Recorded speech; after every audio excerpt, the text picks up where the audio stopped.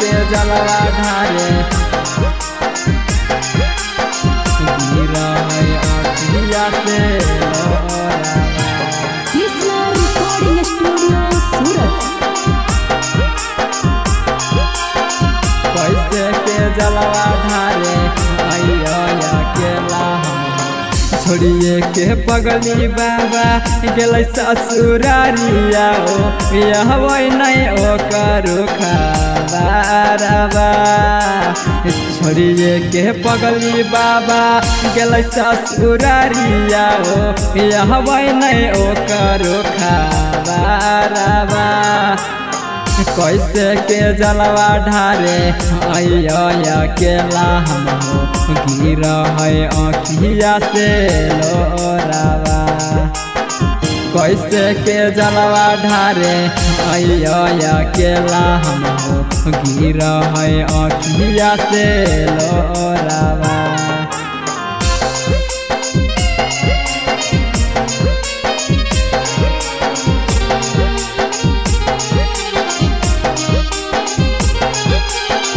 कैसे के जलवा ढारे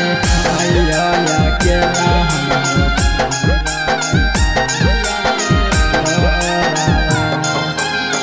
साल साल दोबारा पर जलबो चढ़लिया हो तोड़ा दिलक दिलावा हमर कसुर की कैलिया हो साल साल दोबारा पर जलबो चढ़लिया हो तोड़ा दिलक दिलावा हमर कसुर की कैलिया हो गजबो चढ़लिया बाबा भंगियो चढ़लिया हो सुन कैसे होलै मोर पियाराबा कैसे के जलवा ढारे अकेला हम गिरा है अखिया से लोरावा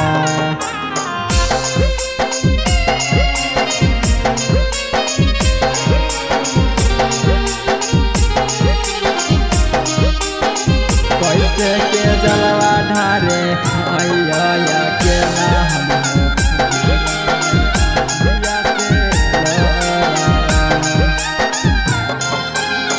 पगली के बिना बाबा लगे नहीं माना हो दिन रात देखिए ओकरे सपना हो पगली के बिना बाबा लगे नहीं माना हो दिन रात देखिए ओकरे सपना हो सुनील कपिलावा के रोबे नया नामा हो खुश है पियावा के कोरावा कैसे के जलवा ढारे अकेला हम गिरा है अखिया से लोरावा।